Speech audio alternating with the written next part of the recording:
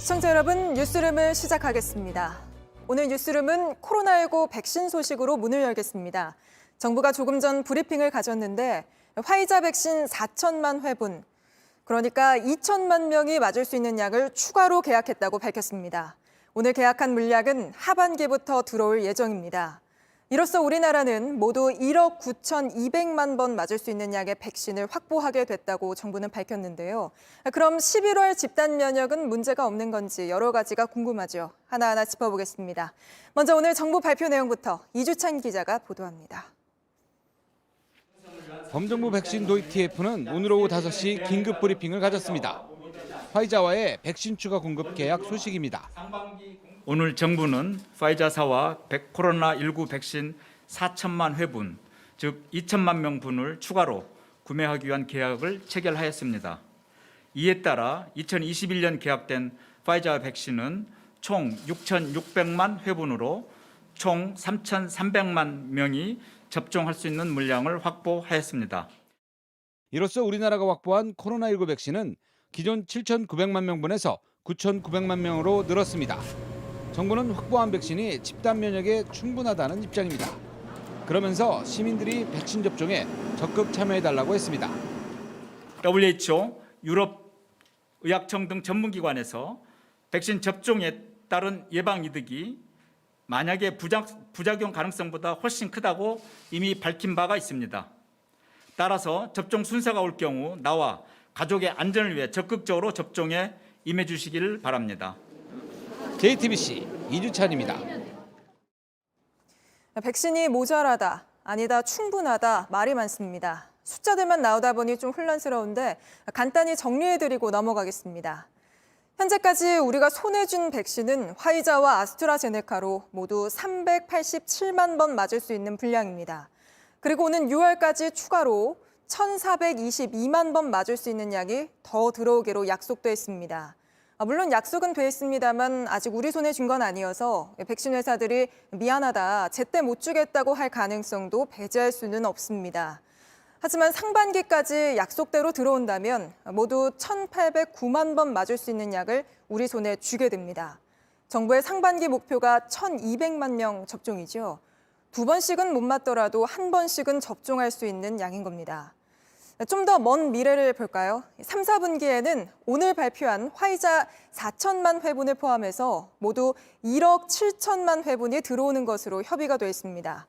물량을 추가로 확보한 건 당연히 환영한 일입니다만 문제는 언제 들어오느냐라고 전문가들은 입을 모읍니다. 너무 늦게 들어오면 11월 집단 면역이 어려울 수 있다는 건데 이 문제는 이어서 강현석 기자가 짚어보겠습니다. 지금까지 우리나라가 확보한 코로나19 백신 물량은 약 7,900만 명분. 여기에 더해 약 2천만 명분의 백신이 더 확보됐다는 게 정부 발표의 핵심입니다. 백신 확보량을 늘린 것은 충분히 평가받을 만합니다. 문제는 시기입니다. 백신 확보가 빨라질수록 면역이 더 빨라질 수 있습니다. 이제 시기가 중요한 건데 지금 양만 늘렸다는 것뿐이지 집단 면역 달성에는 크게 영향이 없죠. 확보된 백신의 양만큼 많은 사람들이 백신을 접종받는 접종률도 관건입니다. 실제로 접종을 한다고 해서 그 모든 사람이 다 접종을 신청해서 맞는 게 아니라 거부하시거나 안 맞으시는 분들도 있으실 수 있잖아요. 실제로 항공 승무원 등 젊은 층이 많은 접종 대상자의 접종 예약률은 50에서 60% 정도로 저조합니다.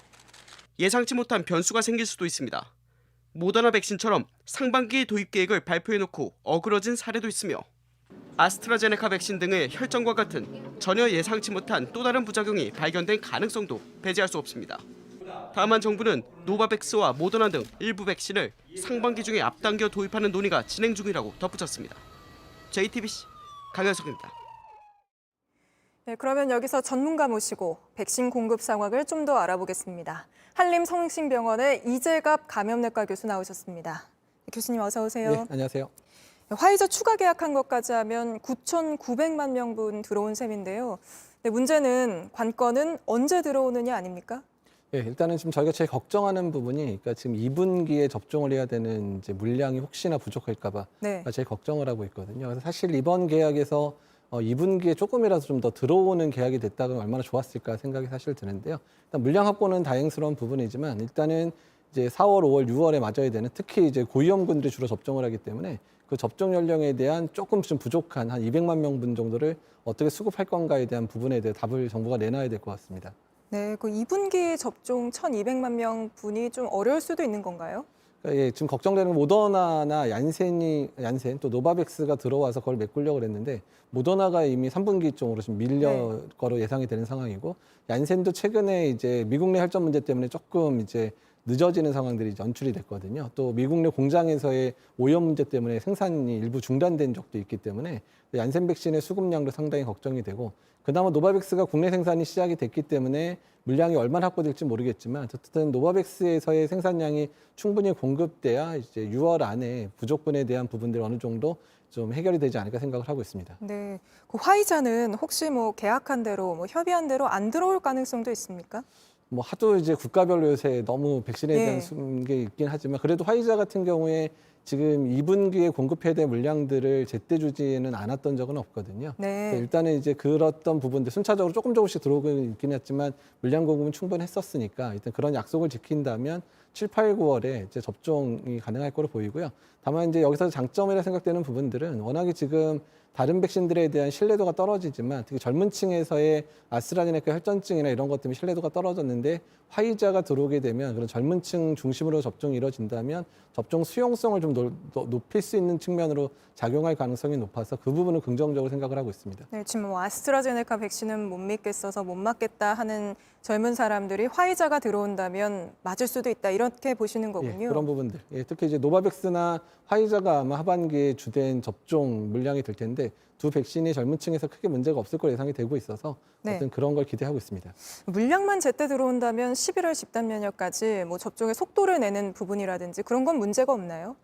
일단은 이제 저희 걱정 1분기에 일단 1,200만 맞추는 것도 중요하지만 네. 7월, 8월에 공급량이 충분할 거냐가 그렇게 7월, 8월에 접종을 잘 해놔야 9월, 10월에 이제 2차 접종하고 이제 마무리가 될 수 있거든요. 그래서 7, 8월 물량을 얼마나 확보하느냐. 그게 이제 뭐 화이자든 모더나든 노바백스든 간에 그 도입이 잘 돼야지 11월 목표를 다 도달할 수 있지 않을까 생각을 하고 있습니다. 뭐 물량만 들어온다면 뭐 우리나라 같은 경우에는 의료 시스템이 워낙 네. 잘 갖춰져 있기 때문에 속도 내는 거라든지 그런 부분에 대해서는 큰 문제가 없을 거라고 보시는 거군요. 예, 현재 접종센터만 이용하는데도 하루에 15만 명을 접종을 하는 네. 상황이니까 이제 위탁 의료기관에서 접종이 가능한 이제 뭐 노바백스라든지 아스트라제네카 백신이 좀 더 들어오게 된다 그러면 하루에 뭐 30만 명, 50만 명도 접종이 가능하니까 속도에는 문제가 없고요. 그러니까 아마 물량 확보가 어느 정도 된다면 이제 접종 수용도를 어떻게 올릴 건가가 앞으로 이제 숙제가 되지 않을까 생각을 하고 있습니다. 네, 접종 거부하는 사람들을 어떻게 설득할지가 관건이라는 말씀이시군요. 네, 예, 그렇습니다.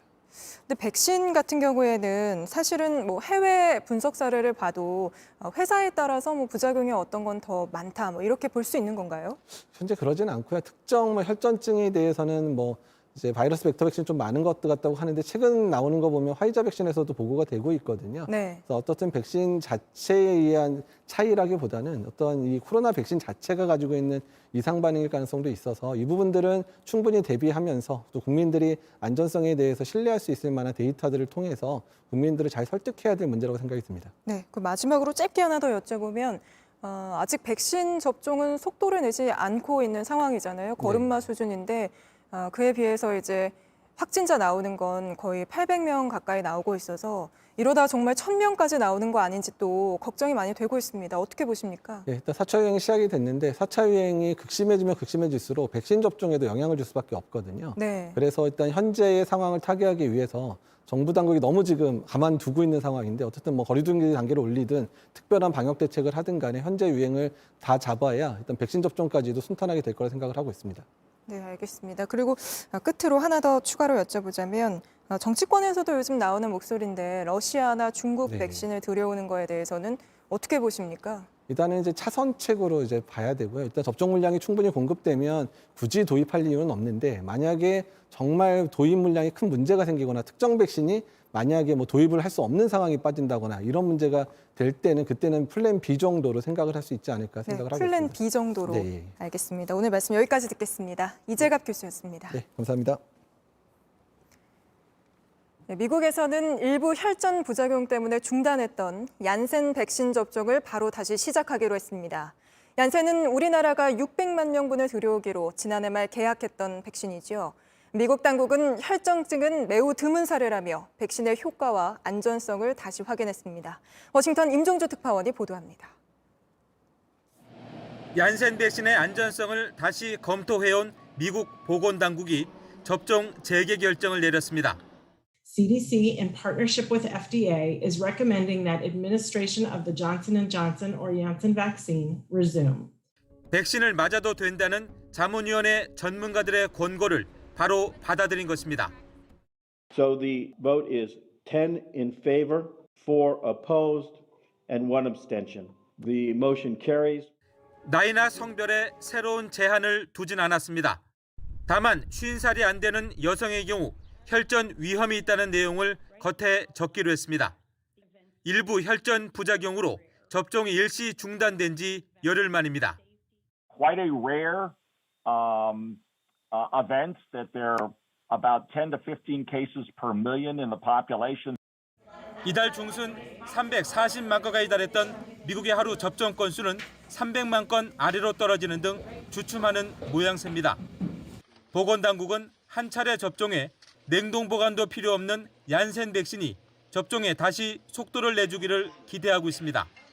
임신부에 대해서도 백신을 맞아달라고 권고했습니다. 접종 가능 나이를 12살 이상으로 4살 낮추는 방안도 검토하고 있습니다. 워싱턴에서 JTBC 임종주입니다.